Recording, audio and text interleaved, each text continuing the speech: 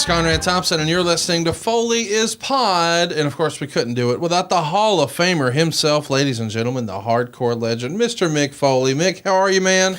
I'm doing great, but should we just hit the bad news up front? We should. We're recording on the exact same day as we did the last episode, so there has been a Foley wardrobe change. But in between time, I realized, we were so eager to get going when you first arrived at the studio because we knew we were doing two back-to-back. We forgot to mention that we had a tragedy in our little wrestling bubble, our little wrestling circle. Arn Anderson and his lovely wife, Erin, have experienced just maybe the worst imaginable tragedy any parent could endure. They've lost their oldest son, Barrett, at just 37 years old. And I never had the pleasure of meeting Barrett, but I think you did once upon a time. I did. Barrett was a young boy when I was in WCW.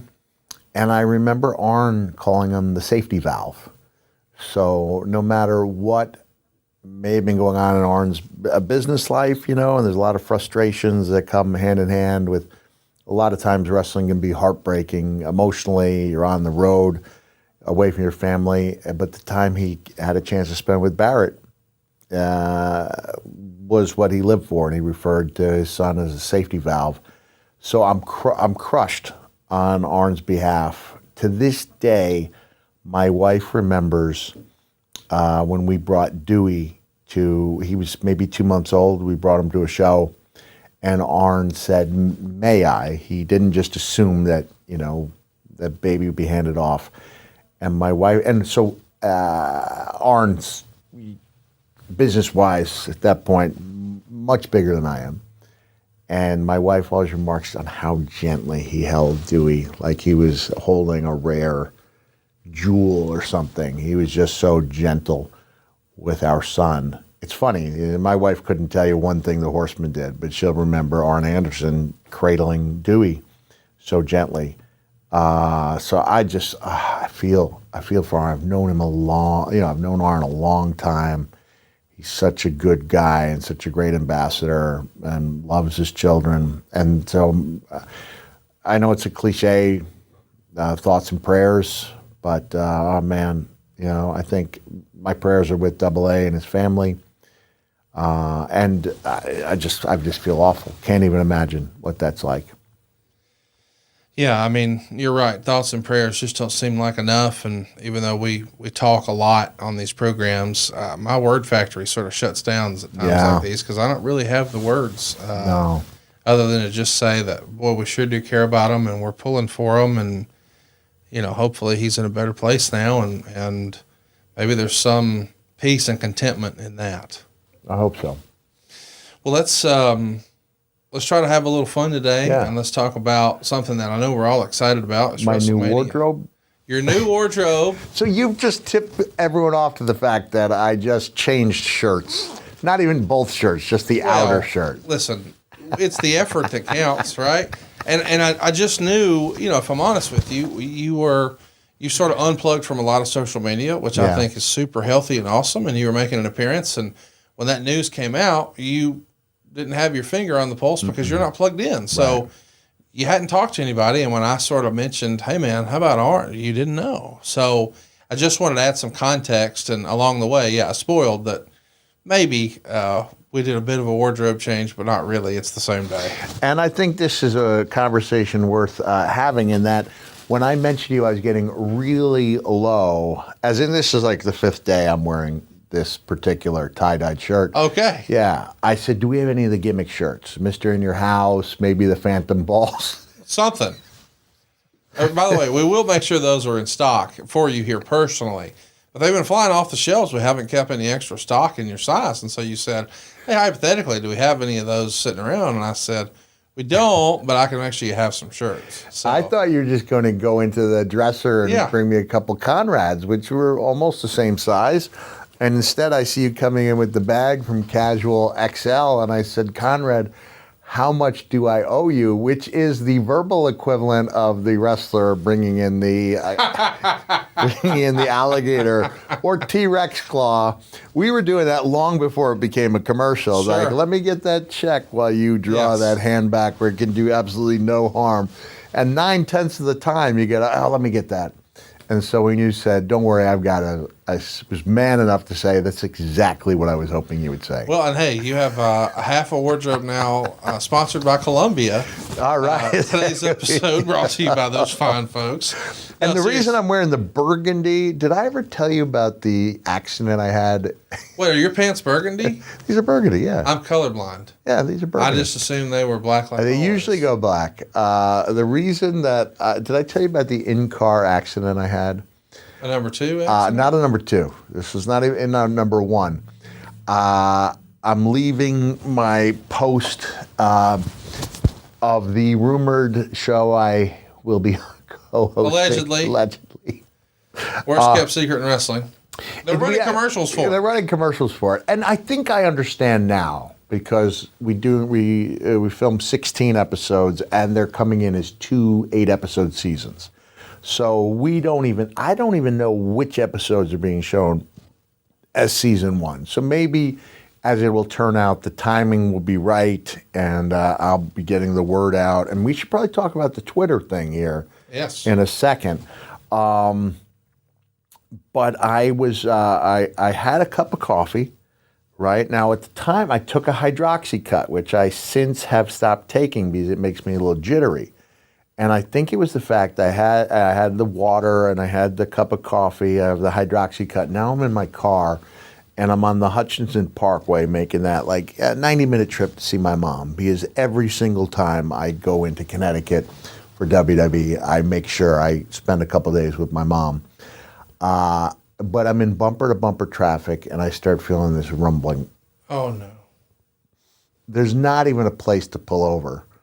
So I had asked the same thing of WWE, not because I was running out of wardrobe, but I was saying, look, I've literally been wearing 4 shirts this entire season, right? Like this past time I was there, I dropped off my entire wardrobe at the warehouse so they would have it and they wouldn't have to like text me what I needed.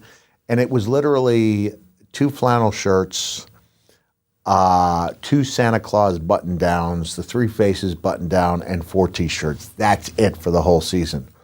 And I'm not sure I know where I'm going. Oh, I know where I'm going with this. They had given me a Bloodline T-shirt. Okay. And realizing I cannot control this urge, I reach for the Bloodline shirt, and in my head, I'm making a bowl with which to throw up in a bumper-to-bumper traffic, and the first little bit comes out, and it's absorbed by the Bloodline completely. And then there comes the second larger one, which just completely overwhelms it went the through Bloodline it like shirt. mankind through the top of the Hell in a Cell. Exactly like that. And saturates my 1 pair of sweatpants that I have for that trip from the lower thigh all the way up to the midsection. And that was a long, lonely ride. I get to my mom's house. We're out of detergent. I have to go to the store, soaking wet. And I vowed never to be in that situation again. So I now travel with a second pair of pants. You didn't always travel with No, usually I was good with 1 pair of sweatpants. I would have like the 3 or 4 pairs of underwear. And like we said on the last podcast, sometimes I make it to the laundry. Sometimes I make it to my mom's house, to do the laundry. Sometimes I don't.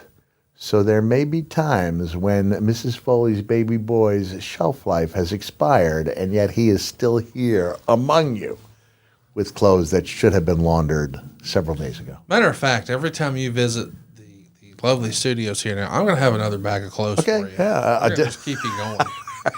If you want, we could take you out back and hose you off like county, Whatever you're into, I don't know. The one shirt, have you seen the shirt? I know we've seen it. If you've watched anything from Pawn Stars to the first season of Most Wanted Treasures to the commentary I did on Steve Austin's bio to the Dark Side of the Ring, I'm wearing this reverse tie-dyed shirt that my daughter Noelle, made me. And it is just so badly faded because I've worn it so many times. And I did ask Noelle, I was like, honey, like this has got such a pedigree. This is like a ring-worn, item, except it's a show-worn item. Yes. And I said, if I could raise $500 for a good charity, would you mind if I sold it? And she was fine with that. So there may be a big sell-off where we auction off the 4 T-shirts and 4 outer shirts I wore for an entire season of Most Wanted Treasures. My goodness. I never get tired of hearing these stories, and I never get tired of talking about WrestleMania. Let's do it. We left off No Way Out last month, was part of our program here where you teamed with Steve Austin and Chainsaw Charlie and Owen Hart to defeat Triple H, the New Age Outlaws, and Savio Vega. When that show was over, you're working the Outlaws at WrestleMania, no? And it's crazy to say this when you look back and you think about how important pro wrestling is now to television and what the WWE commands in rights fees. But the night after No Way Out, Raw is preempted. And that leads to Raw Saturday night from Dallas. You're going to team with Charlie to take on Goldust and Mark Mero. Wade Keller had this to say in The Torch. JR said that the wrestlers involved pledged it would be a scientific match. Luna was dressed up as Marlena with a cigar, while Goldust was wearing his original yellow Goldust outfit. So now Goldust has gone full circle and is now imitating his old persona. The crowd is chanting Sable early in the match as Goldust cowers over Charlie in the corner. Charlie shouted, "Come on, I've known your old man for years." JR said Charlie had been wrestling for 4 decades. Goldust got up on the corner and kissed Chainsaw Charlie, and they brawled. At 6 minutes, Sable would walk to ringside with flowers. Luna steals the flowers and destroys them, so Sable goes nuts. Mero restrains her. Cactus jumps in the ring and nails Goldust with a chair, and then Chainsaw covers him for the 3 count. Mick, what the hell is all this? It's almost like a backdrop for a real match.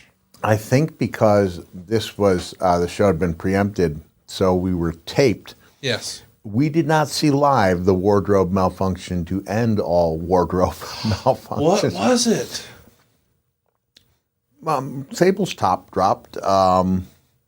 And the gimmicks came out? Credit to her is at no point did that interfere with her slugging it out with Luna.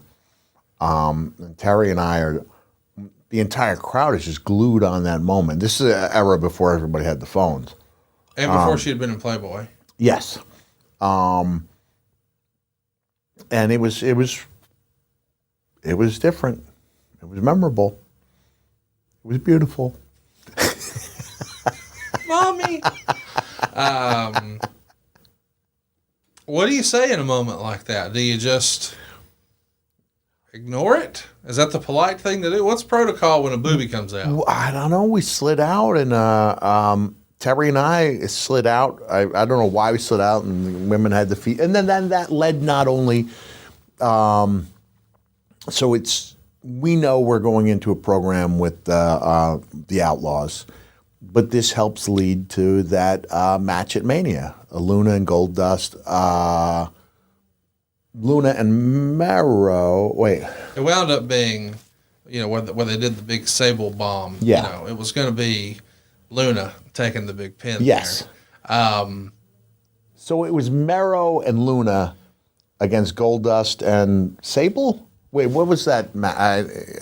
I'm just getting confused. This 98, really good mixed tag match. Yes. Sable was very good.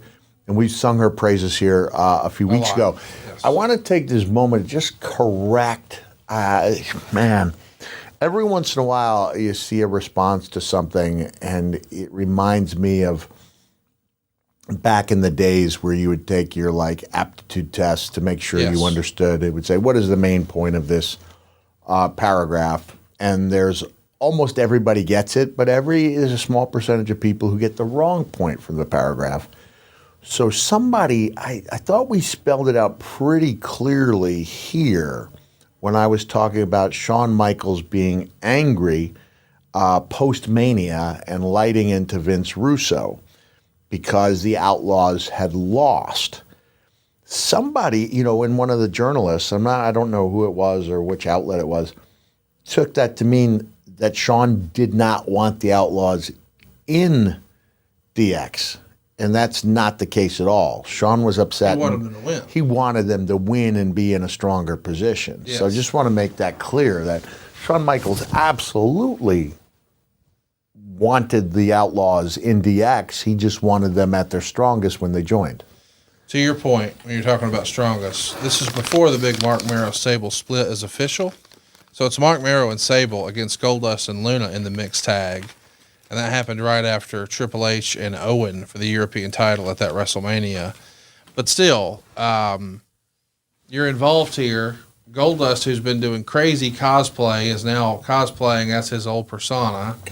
And Luna dressing up like Marlena. And here you are with Terry Funk with pantyhose on his head, and the gimmicks come flying out. The Dead Brother. It feels odd, man. You've been in the main event, and now you're just a backdrop for this storyline. But to your point, perhaps it was because the show was preempted. So let's put maybe not a fastball, maybe a curveball out there. I don't know. And just to reiterate also, Chainsaw Charlie was absolutely not a punishment from Vince to Terry. He just wanted to do it. That was Terry's idea. Yeah. Terry's idea. Terrible idea. Did he have the idea to put baby powder inside the... Yeah, of course he did. Yeah, that was the look. Have you ever seen that before? After? No. I guess it would make sense that it would be easier to put on if you're a woman on your legs. But your head? I never heard of it. Yeah. From Raw in Waco, Michael Cole's going to interview Road Dogg and Billy Gunn as they're leaving the arena.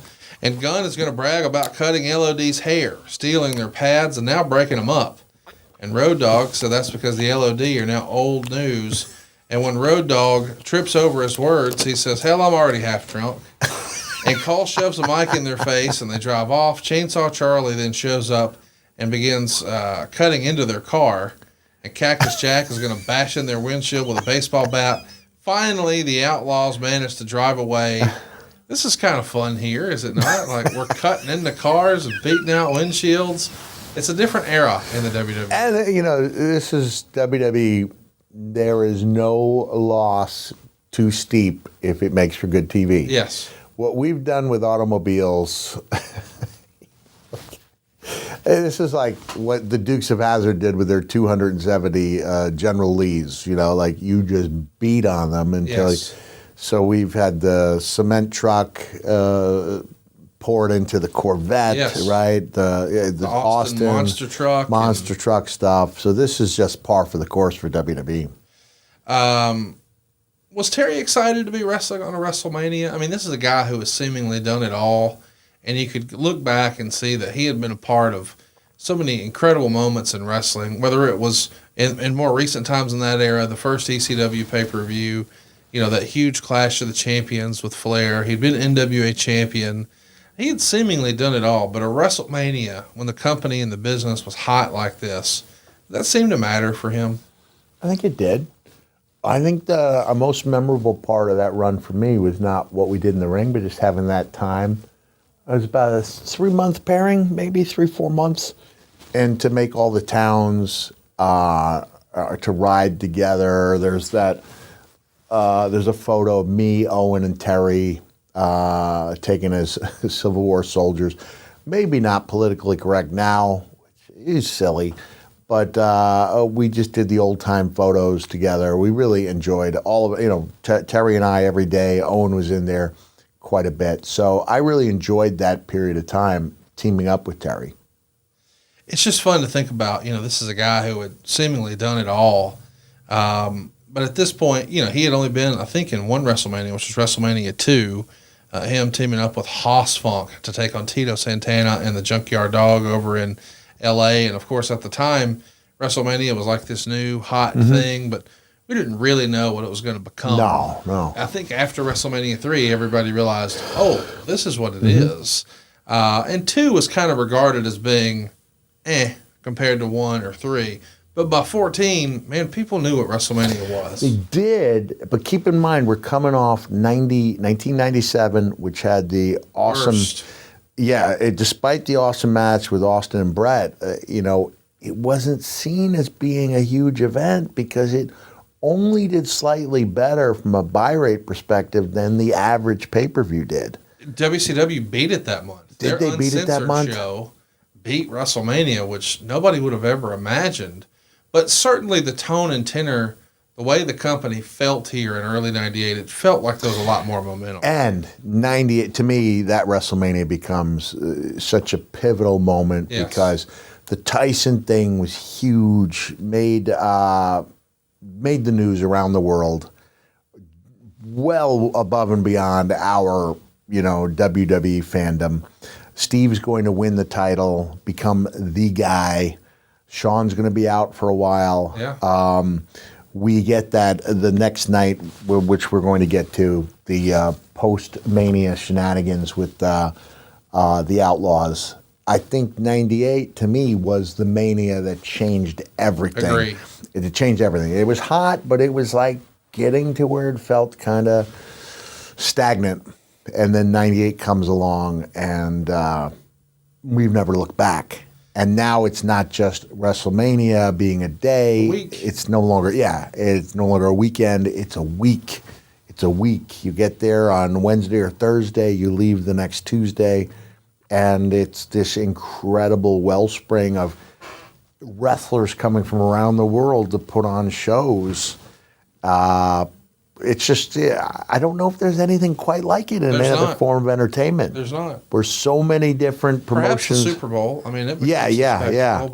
But I mean, there aren't other football games to check out before you watch Super Bowl. And to your point, WrestleMania is a bigger deal probably globally than the Super Bowl is. I mean, American football here takes over. Here in America, there's no comparison between the two. But I would argue that globally, WrestleMania is probably more interesting to folks in New Delhi than American football.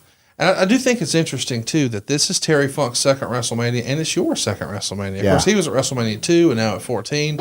You were at 13 and 14. But it's reported in the Torch that the original plan for WrestleMania, of course, besides your idea that you pitched, which we've talked about before, was a barbed wire match. Wade would write, the WWF wanted to put Chainsaw Charlie and Cactus against the Outlaws in a barbed wire match, but viewers' choice balked.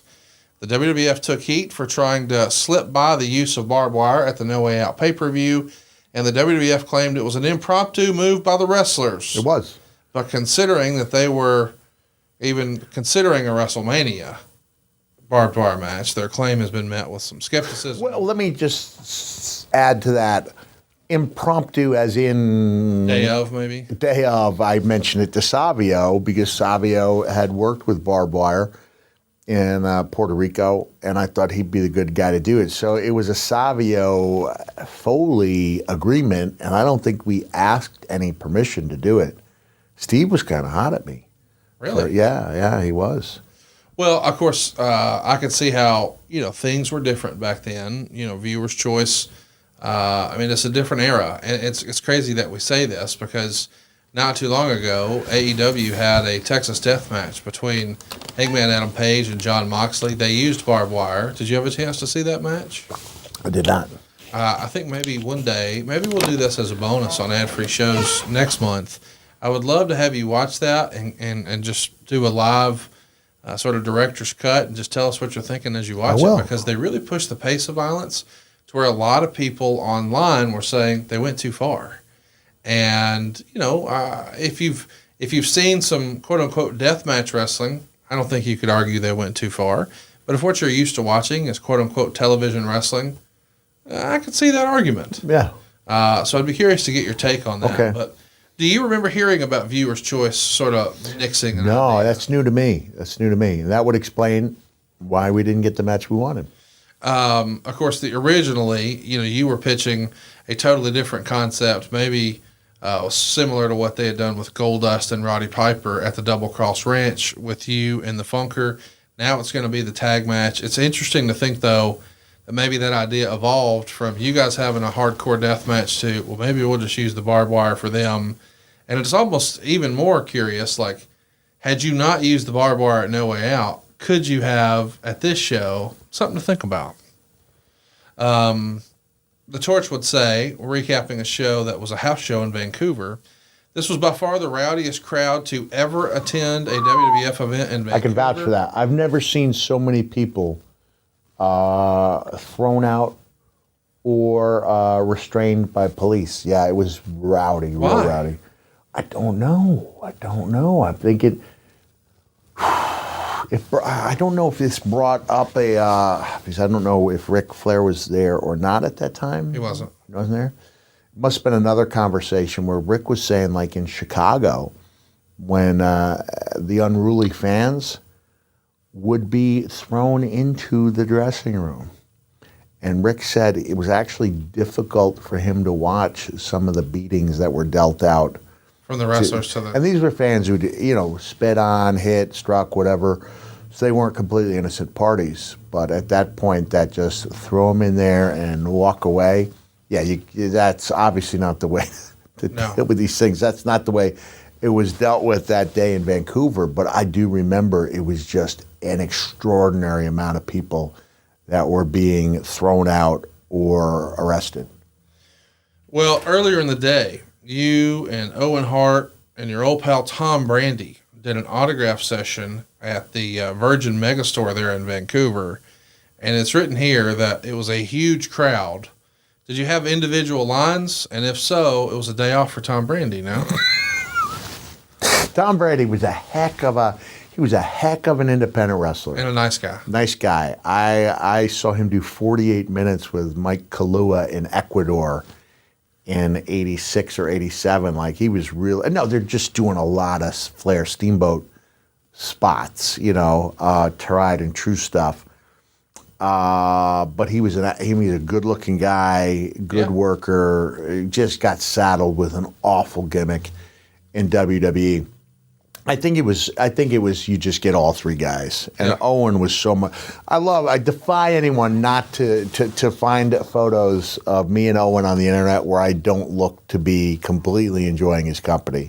So he was so much fun to sit with, and he would do the silly stuff, which I liked too, which was especially when his brother Brett would write "Be Cool, Hitman," and then underneath that Owen would write "Let's be friends" and draw Valentines, just having fun at these things. We weren't really being paid. I think we got $200 or $300 for an autograph session at that time, and we're getting these monster turnouts because they're not really charged. It's a different game now. Now it's a charge, and we've seen now you charge, and we've seen that actually wrestling collectibles do grow in value. Yeah, you know that from being a world-class collector. I know that from showing up at Tim's house in Indiana and seeing the shirt that I sold for like $500 is now up to $7,500, But at the time, it was just, hey, it's the thrill of meeting someone. You've got the autograph mats.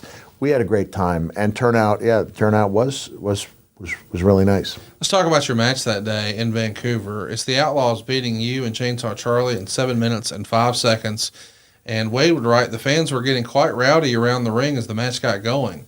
There were several fights in the crowd that distracted from the in-ring action. The Outlaws came out first, but with Road Dogg, or without him doing the "oh, you didn't know" mic work, they got a pretty dead reaction from the crowd. And then Road Dogg grabbed the house mic and told the ring announcer, "You must be from Vancouver, eh? Because you suck." And fans started throwing objects. Road Dogg announced, "I just talked to Billy Gunn, and he says we're not going to wrestle. You guys just got screwed." And then the Outlaws left. There was some confusion as the ring was still lit, but nobody was in it. So the ring announcer just stood inside the ring, waiting for another kind of cue. And after about 5 minutes after the Outlaws left, the ring announcer introduced the challengers, Cactus and Chainsaw. Cactus came in with a hockey stick, and Charlie rolled out a garbage can loaded with stuff. He pulled out a caution wet floor plastic sign, and realizing the Outlaws weren't in the ring, they returned to the back. Charlie appeared by dragging Road Dogg out by the hair. Cactus followed, dragging Gunn out by his hair. And when the match began, it was a typical brawl with garbage cans, cookie sheets, chairs, and hockey sticks. Cactus threw powder at Billy's face. Cactus then grabbed Gunn and Dogg by their crotches at the same time. After Cactus let him go, Gunn smacked Charlie across the head with a chair and laid him out with a Road Dogg for the pin. 2 stars. 2. Interesting moment. Do you remember this being a scary moment, or was it just... I do, as you're saying that, I do remember Road Dogg leaving and that not being part of, the discussion. So it was, things were thrown into disarray. I don't remember much about the match. I don't remember anything about the match, but I do remember that wild scenario. I don't. And that 5-minute gap between when they leave and they introduce you, are you guys trying to talk to them about, hey, let's just try? Or do you recall? I think that was the case. Yeah. Because it does sound like we did reason with them and got a match out of it. In my head, it was a 2.5-star match. There you go. The next week on Raw, we would see a recap of when you guys vandalized the New Age Outlaws car as they're trying to drive away. And then the Outlaws come out wearing neck braces. And they're going to walk past a garbage bin at ringside. And they talk about what Cactus and Chainsaw did last week. And they showed footage of what it was like on the inside of the car from what they called the Outlaw Cam. And then Road Dogg interrupts the video saying he couldn't take it anymore. He's on the verge of tears. He apologizes to the fans, saying he's got a doctor's excuse not to wrestle. Sergeant Slaughter appears on the Titantron and orders the Outlaws to not only wrestle because you're not really injured, but to also defend the tag team titles. And immediately, the music hits for Skull and 8 Ball, who ride down to the ring on their motorcycles. But they get the win because the New Age Outlaws immediately leave and they're counted out. They're going to brawl for a minute, and then that's it. Chainsaw and Cactus pop out of that garbage can, big pop, and it's a count-out win for Skull and 8 Ball. What do you remember of this introduction of the garbage can at ringside and like something out of Sesame Street, here you guys come? And the answer is, I remember absolutely nothing about it. Oscar the Grouch here. But I do remember a Road Dogg with the faux tears. Yes. And it just brings up to me just how hot those guys were getting as a team. Yes. I mean, I'm guessing the plan was already in place for us at Mania. I can't say whether or not the plan was in place for them to join DX, but these guys were just gelling and doing an incredible job. And I know we were looking forward to the biggest match possible with them. Of course, this is the same episode where there's going to be a surprise twist for Mike Tyson's role at WrestleMania.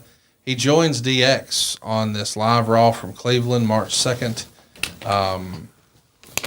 What did you think of that creative? I mean, it's going to get a lot of hype, the idea that Tyson's in the middle of all this, and now he's seemingly at odds with Stone Cold. He's wearing the DX shirt. He's wearing the DX shirt, and then there was the post-match swerve with Mike, where he was never actually with DX. Right. He was actually a Stone Cold fan. But it was fun to watch Mike doing and he so obviously enjoyed being there. He's a big fan. He's a big fan. Did I tell the story about being at a convention in California where this is 2006, 2007, somewhere around there. And Sal Carenti, he was the guy running the con, comes up to me, and I'd known Sal since he was a referee for the independent shows, and somebody who helped put a good word for me in with AWA, and got me the match that got me noticed by Lawler, that got me to it's the guy I was talking about last week. Big break can sometimes be is usually a series of smaller breaks. And with that being said, I've completely forgotten what the question was. Mike Tyson had a Mike Tyson. Yes, so convention. Sal comes up and he goes, we've got a Tyson problem. And I said, what kind of problem? He goes, Mike said he won't come out to the ring unless you're with him. And I only met Mike one other time.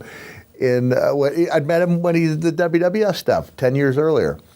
And so I went to the ring with Mike, but then once he got in the ring, he was in his element. Once he got in, he was nervous about being at a match at a wrestling convention is a match in front of maybe a couple thousand people, right? here's one of the most recognizable faces on the planet. I've been in some of the biggest boxing matches ever, and he's nervous about just going into the ring at a wrestling convention. Once he got in there, he started throwing out names and Bruno. He loved Bruno, loved Bruno when he was growing up. And he was really in his element. But this goes back to the idea that it was fun to watch Mike enjoy himself so thoroughly. It was fun. And we know that segment is going to be huge. It is a 4.5 quarter hour. Of course, Raw winds up doing a 3.8 that night. Nitro does a 4.8. 4.8. So even while we feel like we've got the hot hand, we've got Austin on the rise, we're still losing by a considerable amount. It doesn't happen until April. I mean, it happens after Vince has started a feud with Stone Cold, the champ, and they do the whole "I can beat you with one arm tied behind my back." And then dude comes in and ruins everything. He does, like he tends to do. The working assumption at this point, of course, with everyone, is that Shawn is going to lose to Steve. So if you know Shawn's hurt, which we do, because he couldn't work No Way Out, and we know that Steve is now going to be the top babyface and the champ, that means he's going to need heel challengers. Are you already wanting to throw your hat in that ring, or has that even crossed your mind at this point? Because I just assume as a wrestler, like we fans, we just want to watch for the stories, and yes, we like the interviews and the matches, but from a business standpoint, at some point, somebody somewhere draws, okay, a list. Here's all the good guys. Here's all the bad guys. So here's our top babyface. Here's our top heel, etc. We build a list. And I'm sure from your standpoint, you got to somewhere start thinking, all right, well, if the top heel's out, where could I, because you've just been a heel with the whole Mankind run and did phenomenal on top with The Undertaker. Were you thinking of that, or did someone bring that opportunity to you? The opportunity came up to me. I do remember, we might be jumping ahead here because we're going from Mania to the night after Mania. Yes. But after I'd been dealt a pretty severe beating, both physically and emotionally, because taking the Bronco Buster from X-Pac was kind of emotionally degrading, to me at least. And for those... What would you have rather taken, the Stink Face or the Bronco Buster? Stink Face. Really? Yeah. Okay, got it. Yeah, and look, I'm not denigrating anyone who likes to have male genitalia thrust into their... Of course. Jowl. Whatever floats your boat, baby. Yeah. Wasn't my cup of tea, but I realized it was effective. I realized it was getting the heat it was intended to get. And while they handcuffed Terry to the cage because he'd been injured, he took the power bomb off the ring apron into the dumpster, clipped his lower back, and it resulted in a hematoma that was just, like football-sized type of swelling. And then while I'm laying there selling, I hear, I can't remember which ring announcer it was, make sure, coming up later, Stone Cold Steve Austin. The crowd starts chanting Steve's name. And it simultaneously hurts my feelings and creates in me the understanding that one day I will tap into the way I feel and take it out on somebody. I don't know if we thought there was going to be the heel turn yet, because we see it with Dude destroying that incredibly well-structured 2-hour angle about Vince taking on Steve. I mean, this is just so well done. To me, one of the best 2-hour episodes we ever did. It's Vince wondering how he's going to take him on. It's Briscoe giving him lessons. He says something about Steve always leads, with the boot to the stomach. And that if he can grab Steve's foot, Jared Briscoe tells Vince, you will own him. You will own him. And then we never did find out whether Vince could own Steve or not, because Dude Love ruined the segment. A terrible bait and switch, example of bait and switch, but it did create the first episode where we had defeated WCW in 83 weeks, right? Yeah. 83 weeks. I think it was Russo who called me and told me I was going to be the first contender. The Dude Love turn, where I was going to become Vince's guy. So you didn't see that as an opportunity? No, I did not see that as an opportunity. in retrospect, and even then, it wasn't like I had to wait 30 years to realize, or how many, 25 years, to realize what a big deal it was to be the first guy out of the gate. Because if you go back a year earlier, I was the first guy out of the gate for The Undertaker. So I was like, hey, I am really cool with being the guy to set up the guy. I'm good with that. I wouldn't have thought I'd get one match with Steve, let alone two.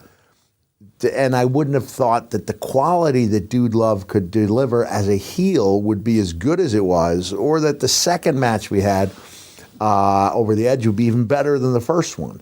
But I think it came down to the reservations they had, about Dude Love main eventing, was that they had confidence in me as a person being able to adapt, and having Vince on my side was huge, especially in that Over the Edge match, with all the bells and whistles. But going back to your question, no, I did not see that as an opportunity. I didn't see that as an opportunity. Well, let's talk about the next Raw. It's in Wheeling, West Virginia, and you two are working the Quebecers. Wade would write, Cactus Jack and Terry Funk defeated the Quebecers when Cactus pinned Pierre with a DDT. After the match, the Road Dogg came out with his arm in a sling and challenged Cactus to follow him backstage. And when Cactus left the ring, Billy Gunn came out of the crowd and hit Funk over the head with a steel chair before both Outlaws returned backstage. Terry at this point is getting a little older. He's certainly been put through the paces. He's a guy who probably never took the appropriate time off and maybe got all the surgeries he needed, and his generation was just sort of grin and bear it. Mm-hmm. Is working on the road as often as he is, all the travel, all the bumps, can you see that catching up to him, or is he old school and doesn't sell it? Not at that time. Okay. I still had it in my head that Terry was timeless, Right. Really wasn't until I visited him a couple years ago for the first time in the assisted living facility that you realize he's, human. He's human, and he's aging, and he's close, he's younger than my mom, but it's that same sense that you're seeing somebody so far from the way you remembered them. Right. Well, there's a Tuesday Raw on March 17th in Phoenix. It's going to get Chainsaw Charlie beating Badass Billy Gunn by DQ in 2 minutes and 23 seconds. The Outlaws are going to roll the dumpster to the ring that had Jack's house spray painted on the side. Road Dogg tells Charlie, "You'll curse the day you were born, even though it was about 300 years ago." And Road Dogg does commentary over the house mic throughout the match, calling Gunn senior ass, which these days he's daddy ass. Gunn dominates Funk and has him pinned, but he lifts his shoulder at 3.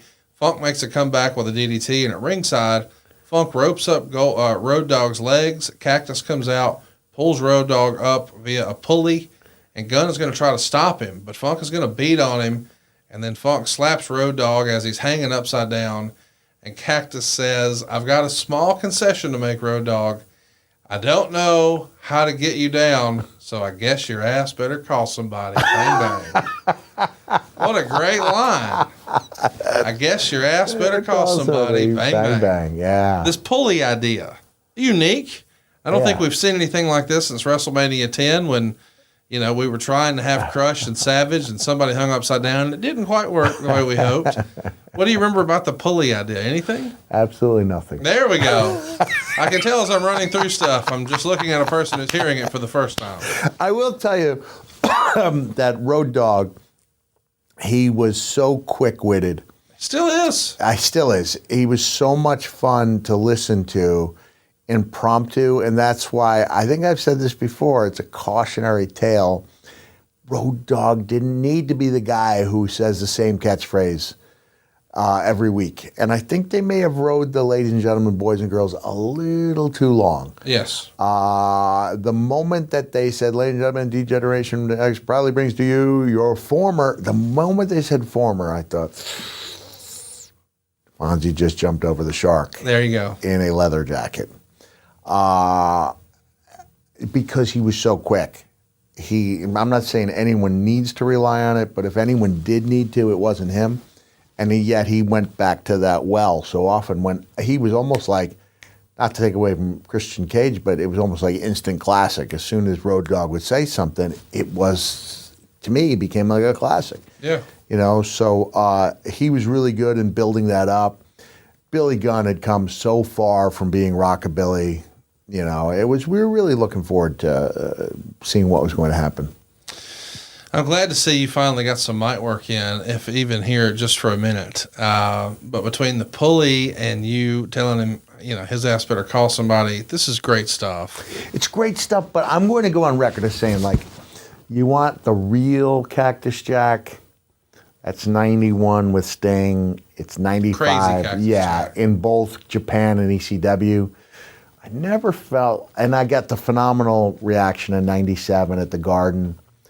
And of course, the Triple H matches. But to me, the classic Cactus was pre-WWE. Dangerous. Yeah. Maybe you were a little more family-friendly here. A little more family-friendly, yeah. Even in the Attitude Era. There's a whole bunch of Cactus Jack and Billy Gunn Falls Count Anywhere matches on the house shows in March leading up to WrestleMania, including one at Madison Square Garden. You've told us a little bit about your time with Billy Gunn on the house shows. Any good memories of these Falls Count Anywhere matches? Billy wanted to go through that table every night. He really did. And Billy, for anyone who's worked with him, Billy, he's very verbal with his breathing. The same way I made the noises with Billy, he wasn't a guy that seemed to know how to relax and take deep breaths.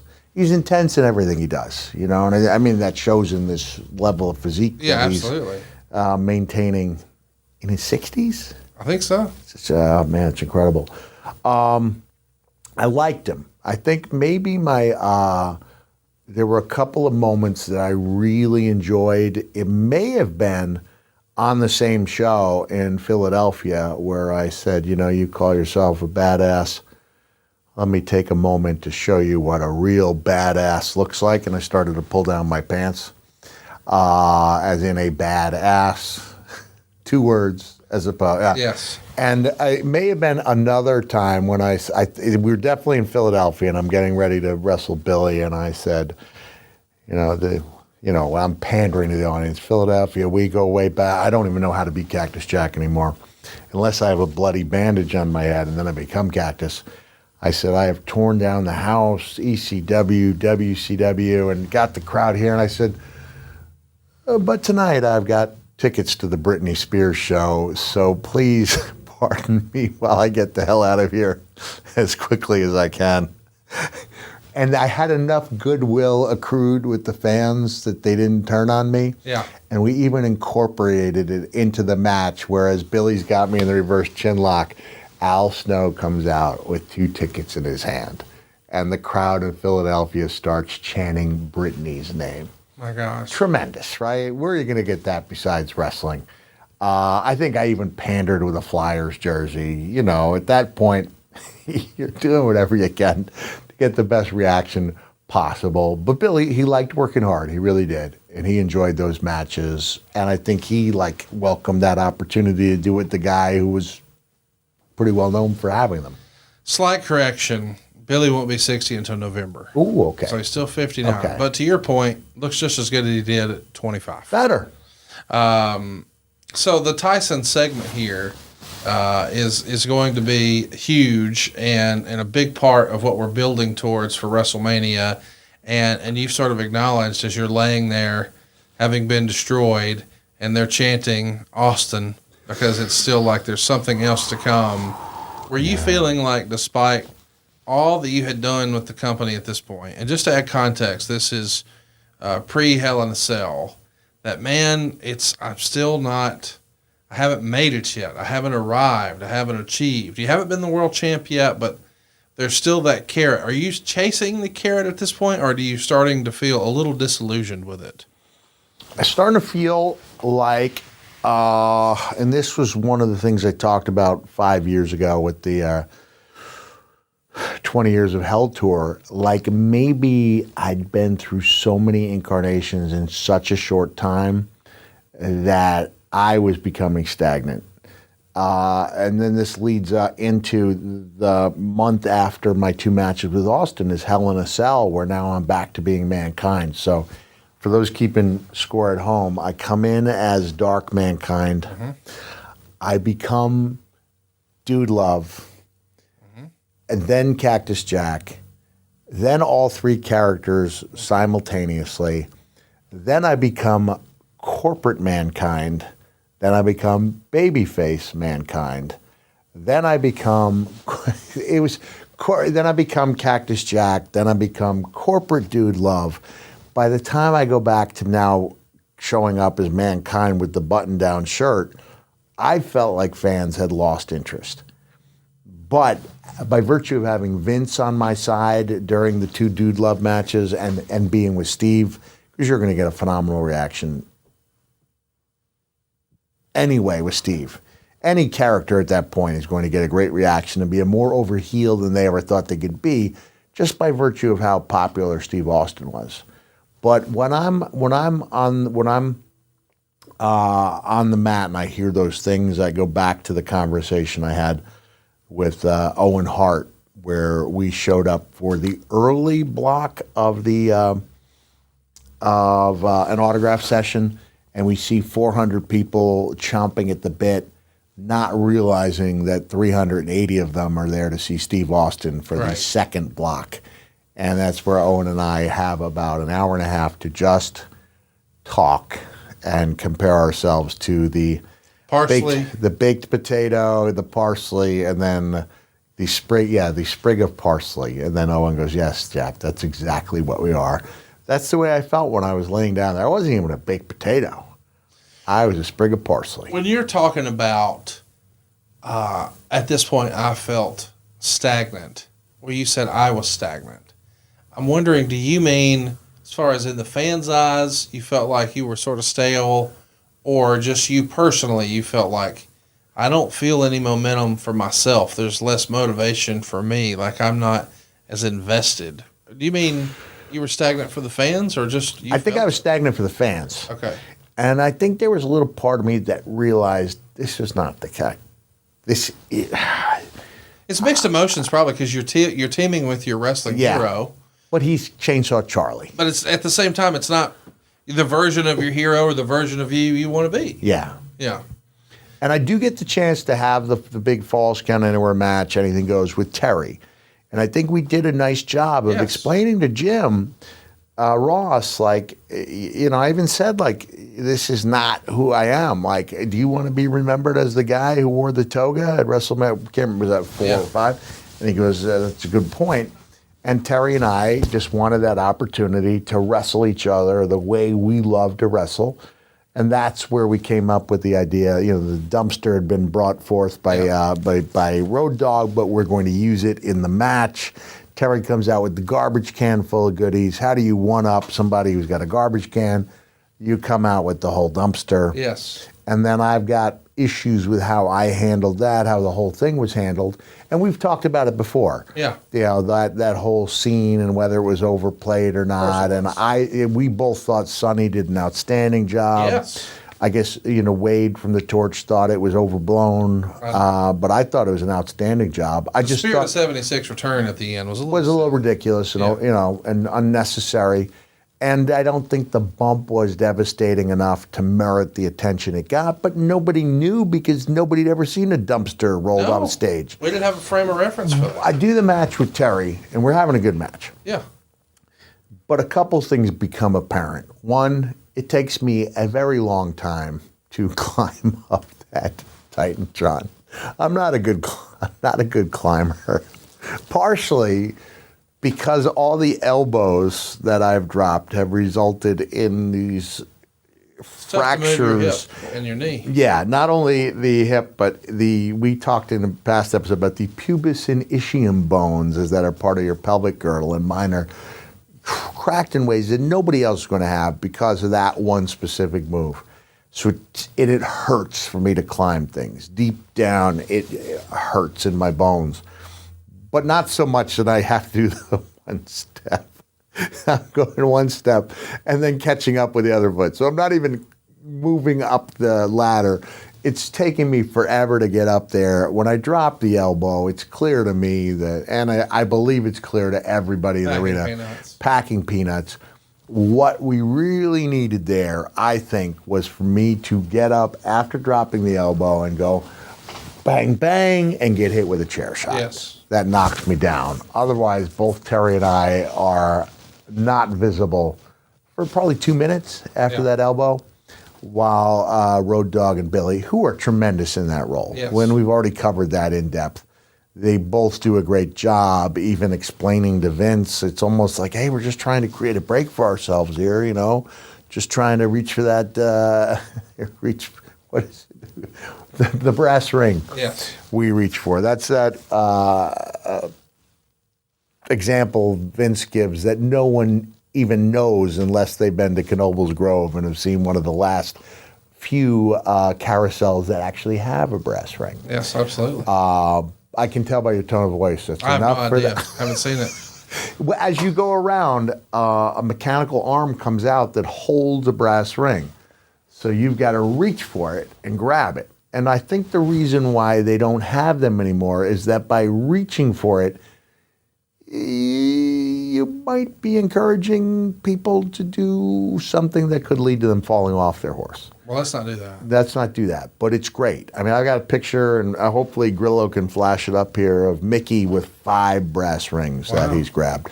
So it's a lot of fun. And we're reaching for that brass ring, and we're hoping it results in a good, good Mania match. Well, let's talk about the Go Home Raw in Tucson. This is directly from the Torch.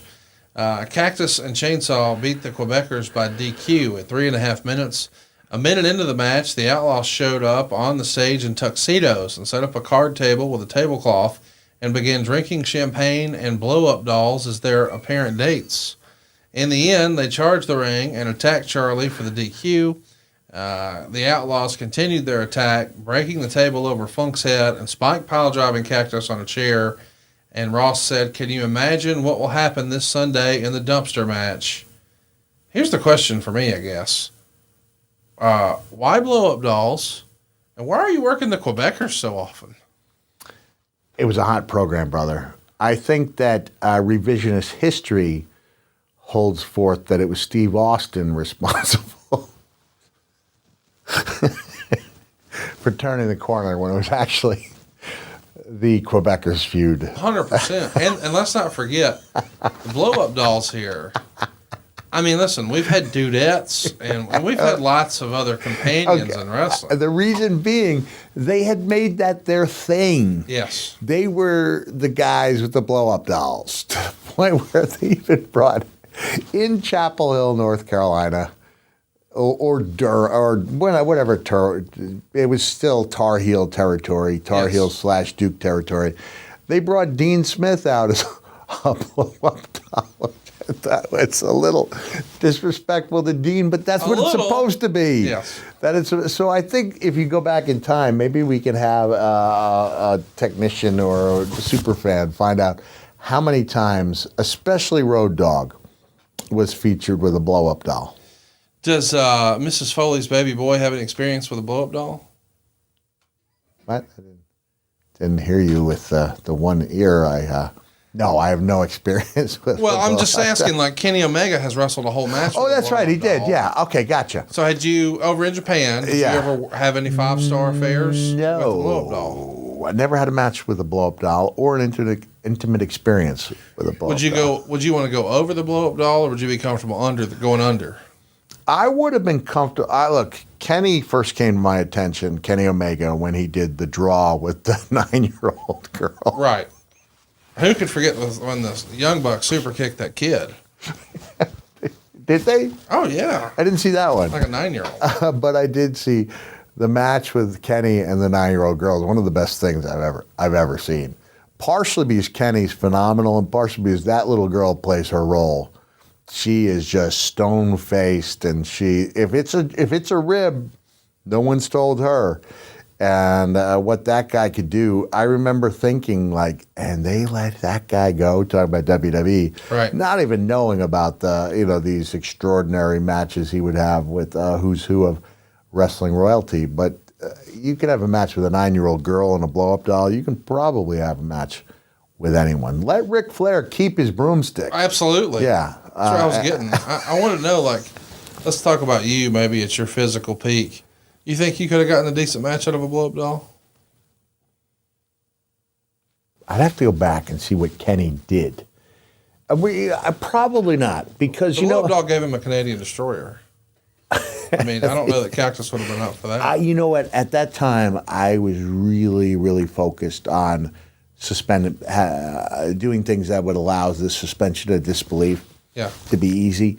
That wouldn't have been something in my mind at all. I mean, I all joking aside, I don't think I would have done it, because I really wanted, and I think I did put forth something that could be seen as being real if you suspended your disbelief.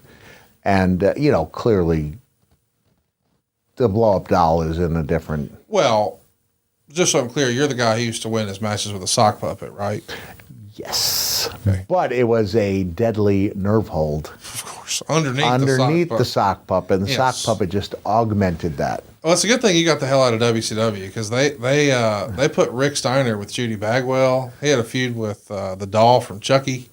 I mean, there were little people blowing up boats over there. There was a lot of stuff going on. Let's get back to our scene here with the blow-up dolls. My goodness. Did you feel like this is... I mean, it's hard to really contextualize because this doesn't read like it was hot or it was successful. But I remember fans being really into it. Yeah. And I think sometimes it's just so over-the-top silly that the underlying issue could get lost. Do you think it got lost here? Or the attack with the dumpster and it being a dumpster match, that was sort of the same thread, so it hung in there? I don't think it... I do think it was important. I think it was one of probably, a great Mania. It takes probably 4 really good programs.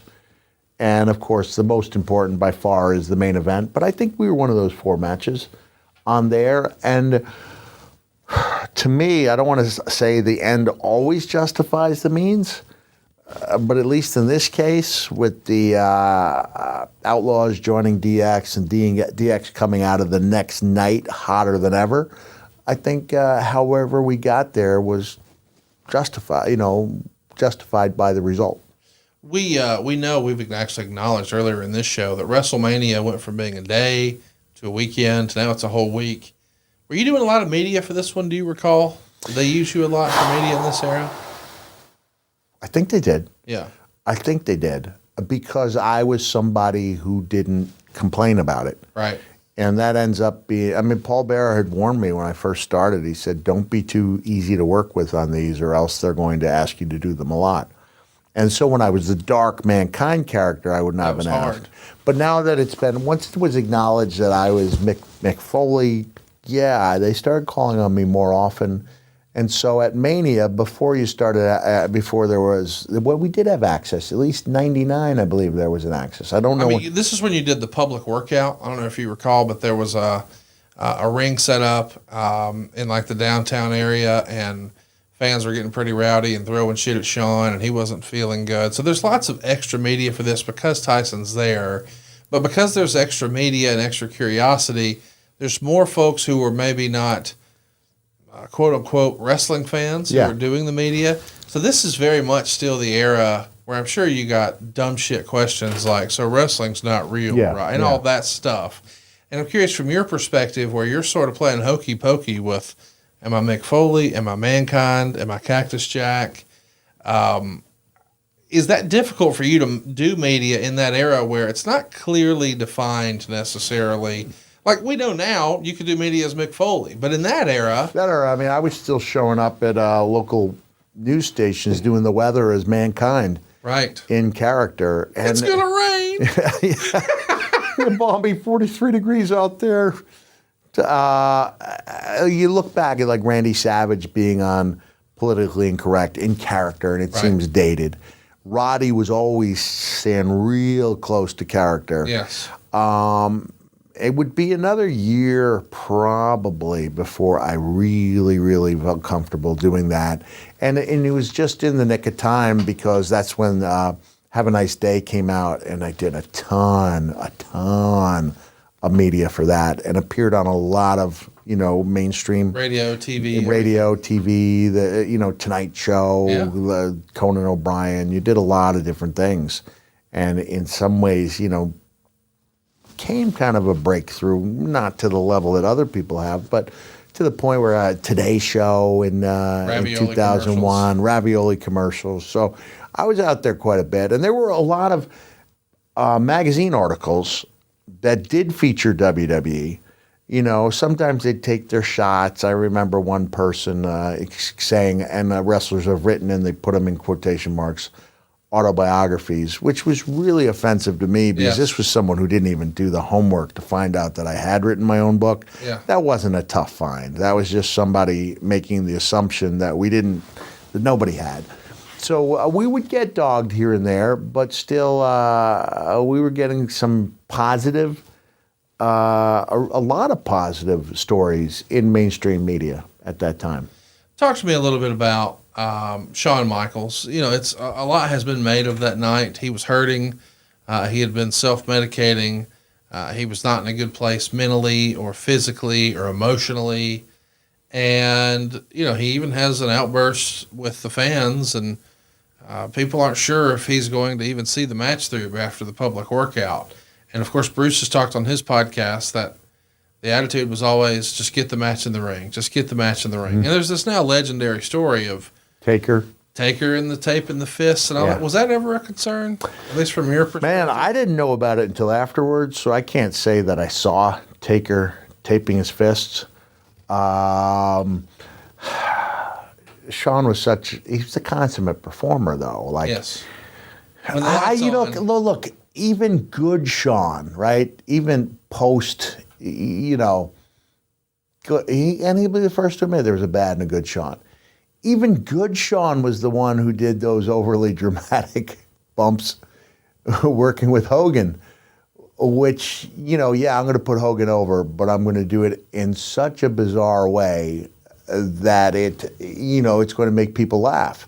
It also opened up the idea for guys like me of doing a short-term heel run, because once Shawn returned to TV, he was a babyface again.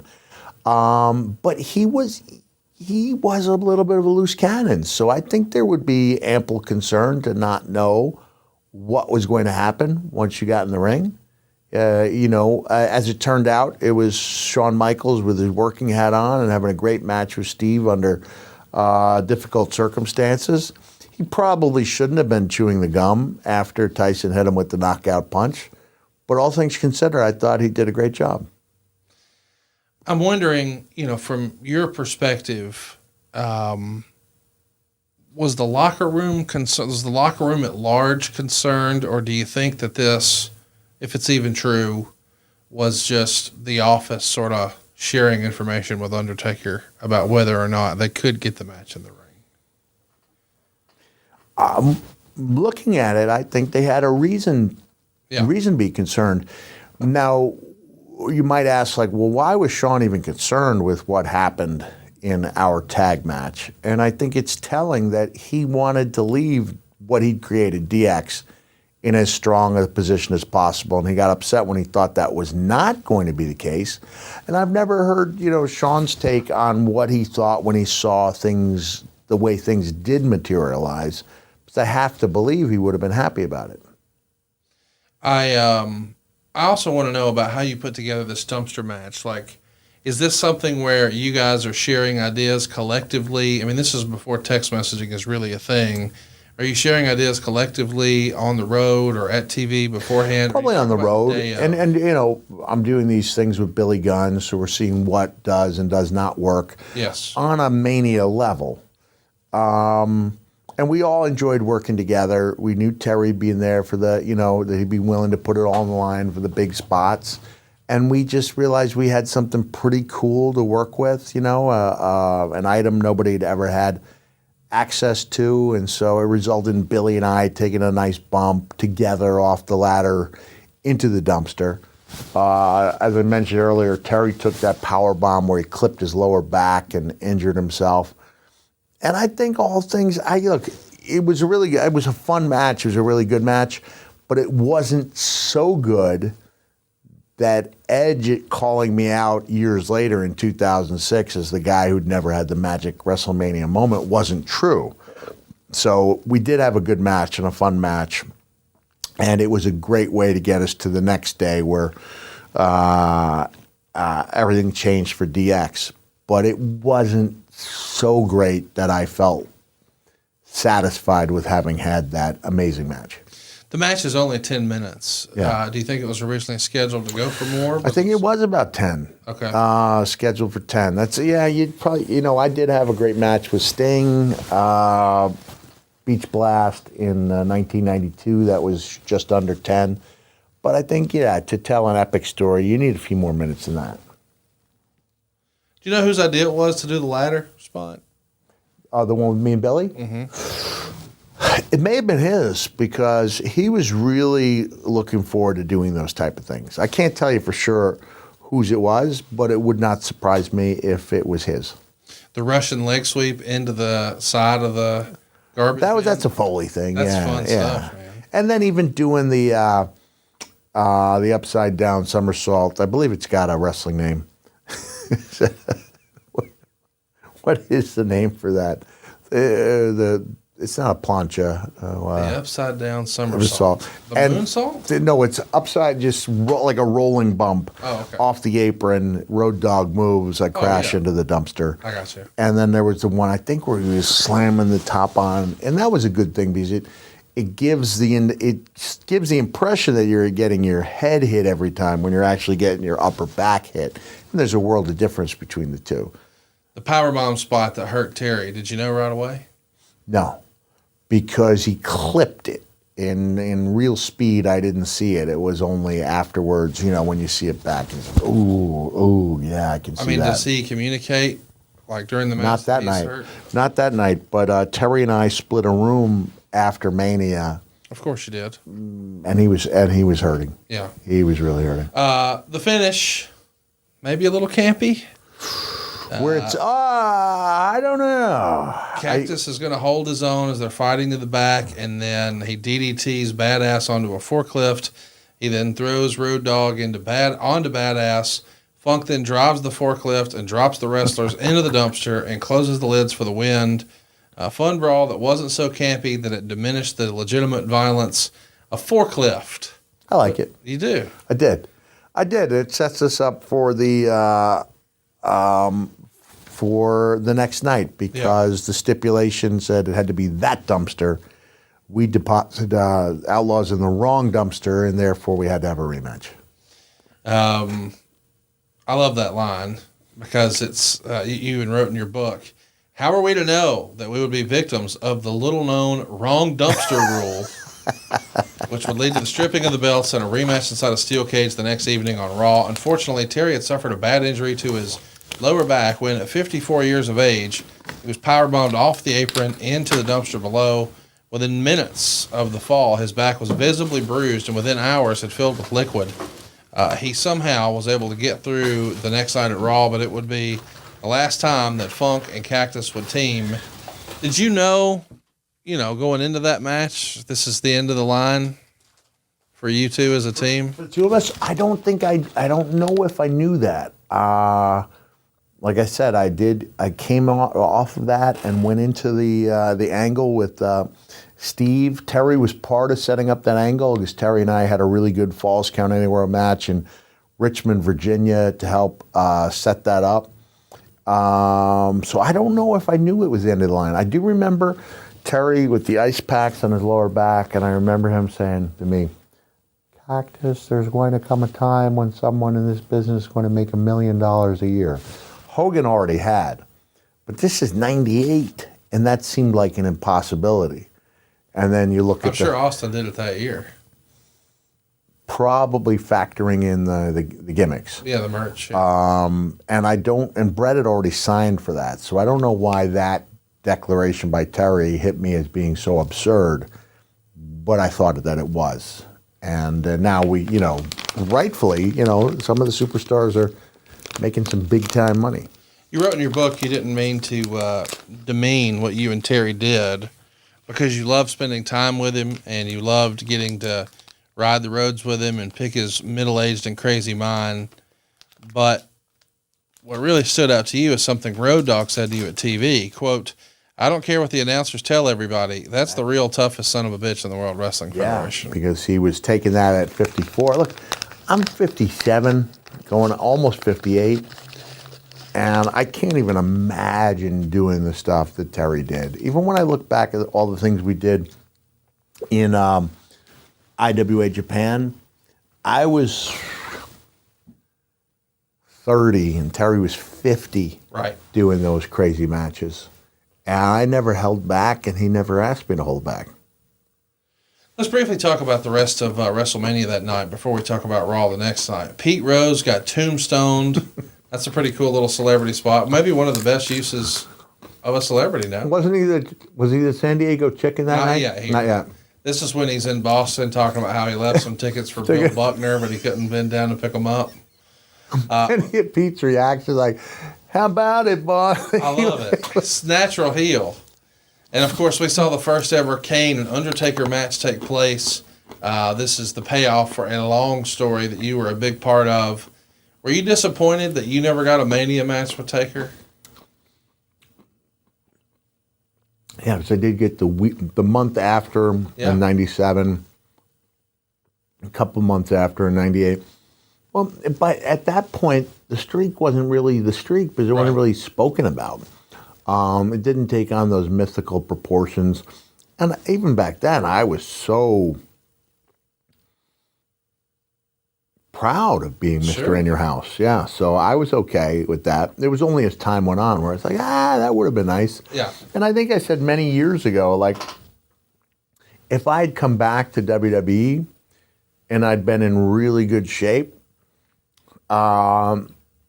and ready to go, maybe that would have been in consideration, but I wasn't, so it wasn't. Yeah, I think maybe if I'd come back at 250, 260 instead of 320, 330, that maybe they would have considered that down the line.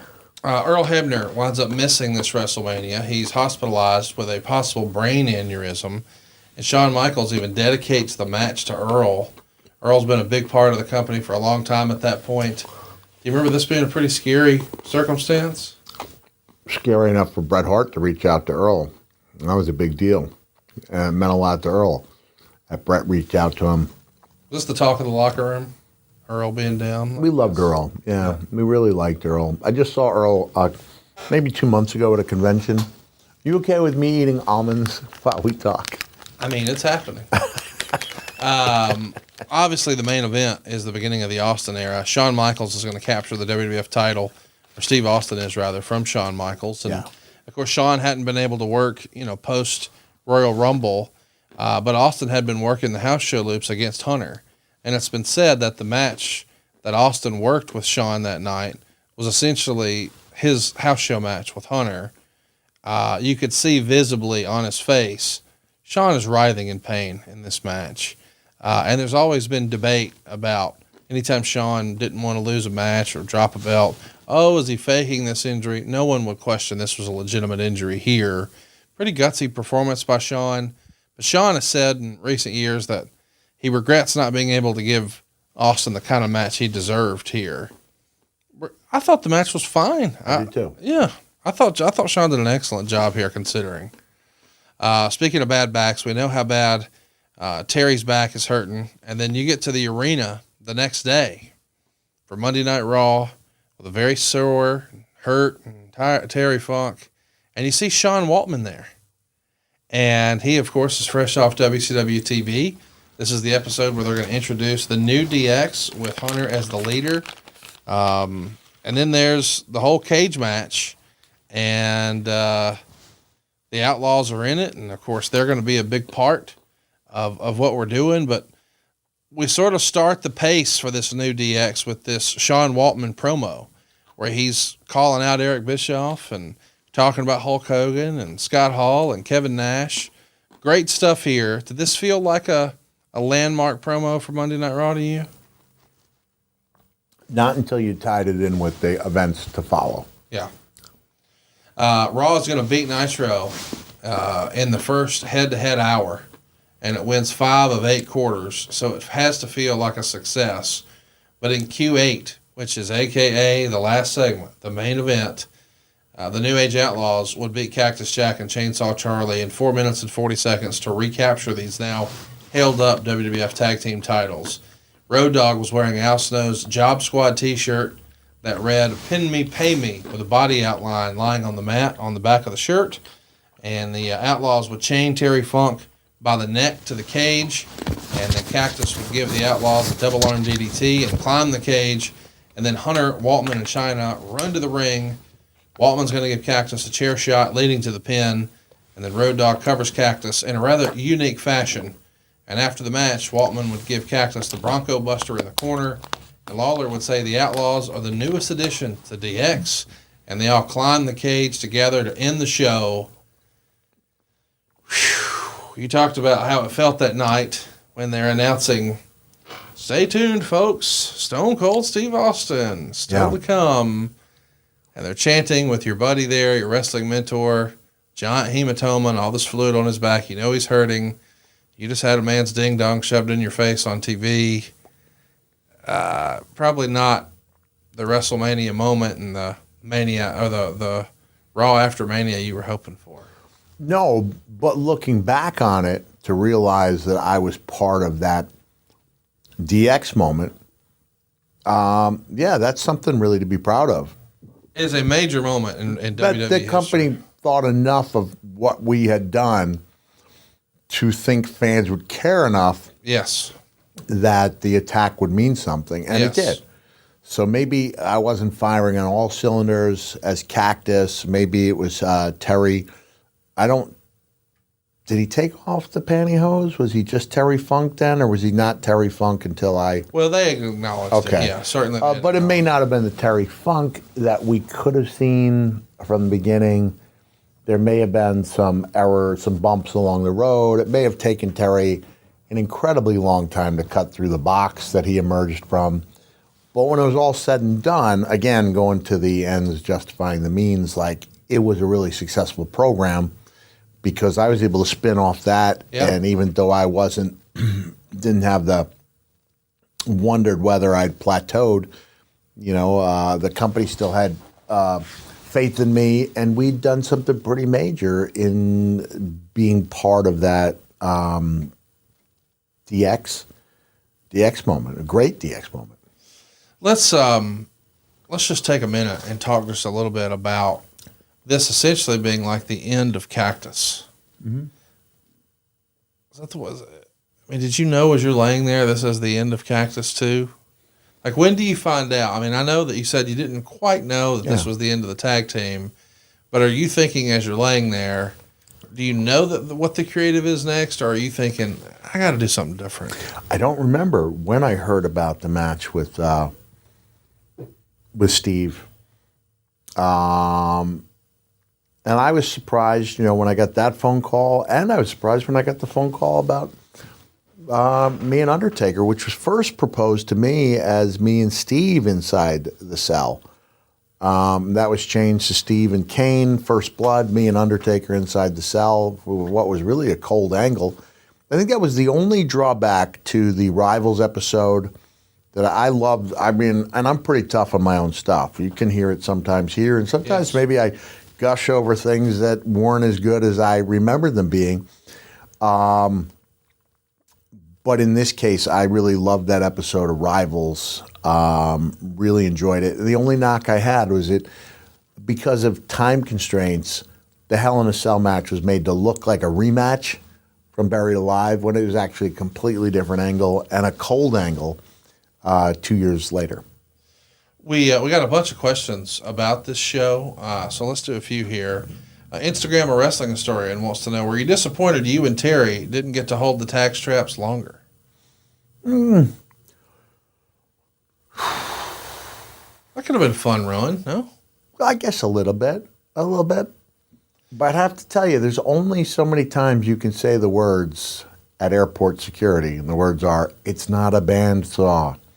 Because, especially the Flying Eagle title, and maybe we can throw up a graphic, it had that kind of zigzaggy thing where Your it world appeared. title, the big the world title. Yeah. it did appear to every single security person to be a saw blade. To be a saw blade. Which I get. And then you have to take it out, and then they have to wear it. Take a photo. Yeah, take a photo. You're just trying to get through. Sometimes it's 4 a.m. and turns into a meet and greet. Peter wants to know, Vader was a part of the previous WrestleMania with Mick. Did Mick hear any thoughts from Vader about being left off this show completely? Man, I have to be honest. I couldn't tell you when Leon left and what his role was at that time. I don't have an answer. He's on the downhill slide here. I don't have an answer for it. Brandon says, do you think Kane should have defeated The Undertaker at WrestleMania 14? This would have, of course, never allowed the streak to become the phenomenon it would be. That's an interesting question because I think a lot of people could say if he was going to lose a match, maybe that could have been it. But I guess the rule of thumb was send him home happy. You need the babyface to prevail when this story, quote unquote, ends. Of course, it doesn't seemingly ever end with those two, but that could have. I mean, I could see how they would have went that way. Could have, but looking back, was it a mistake not seeing how the streak became bigger than the business, and was something that could be literally bragged about for years to come. Last one. Eric wants to know, do you regret that Dude Love never had a WrestleMania match? And no, I'm Mr. In Your House, man. Yes. That's not just a slogan; it's a way of life. I love it. It's a way of life. Yeah, it's disrespectful to the dude to say you should have been anywhere but on In Your House matches. The Mr. In Your House shirt available now at foleyspodshirts.com. Of course, you can see Mick Foley eat almonds live at foleyonyoutube.com. And we'd love to have your interactions on social media at Foley Is Pod on Twitter, Instagram, and Facebook. And you wanted to mention earlier, maybe there was something we wanted to address about Twitter. Oh, yeah. I have kind of returned to Twitter. Kind of. Can we take Spill the beans. Grillo now runs my Twitter account. I realized I am happier not being on there because I always had trouble dealing with Twitter in moderation anyway. It just definitely seemed to have taken a nastier turn to where you just kind of feel like I said, it's exercise in dodging turds. And you come out of there smelling a little bit.